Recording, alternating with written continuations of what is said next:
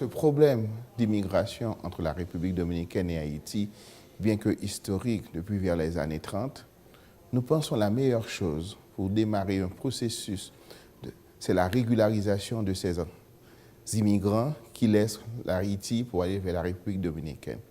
Donc, les autorités, tant en Haïti qu'en République dominicaine, doivent pouvoir partager ensemble des objectifs de manière à pouvoir rencontrer ces immigrants.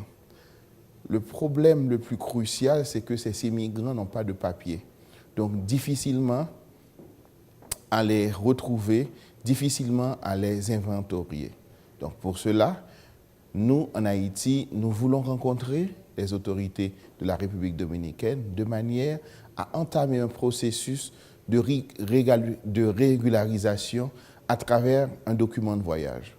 Donc, le ministère de l'Intérieur, le ministre de l'Intérieur, le gouvernement de la République d'Haïti, nous avons déjà pris des dispositions pour que, de la République dominicaine, nous puissions délivrer des passeports, un document de voyage, servant comme document d'identité à ces immigrants. Et à partir de cela, nous pouvons commencer à établir un plan, parce que nous devons aller graduellement. Nous ne devons pas mettre la charrue devant le bœuf. Je ne veux pas rentrer exactement. Il y a tellement eu de conflits, il y a tellement eu de rapports, tant au niveau de la République d'Haïti que de la République dominicaine, des dénonciations. Nous voulons aborder le problème autrement, sans hypocrisie, et nous ne voulons pas, dès le départ, avoir un méchant et avoir un sage. Donc, pour cela, nous allons éviter les clichés de ces deux républiques-là. Nous démarrons une nouvelle politique d'intégration. Parce que si la France et l'Allemagne de l'après-guerre, maintenant, ces deux États sont en train de se construire, pourquoi pas Haïti et la République dominicaine?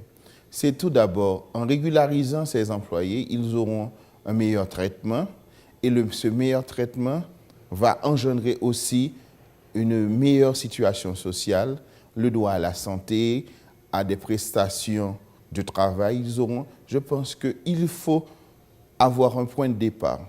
Et de ce point de départ, nous allons appliquer les recommandations tant souhaitées par les syndicats, par les groupes de pression, par exemple le GAR en Haïti, parce que nous devons avoir un point de départ.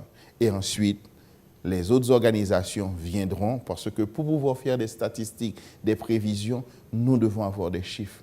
Et présentement, nous ne faisons que des hypothèses, nous ne faisons que des suppositions. Alors, nous allons démarrer et ensuite, peut-être l'année prochaine à pareille heure, nous allons vous dire que nous avons pu collecter et émettre tant de documents.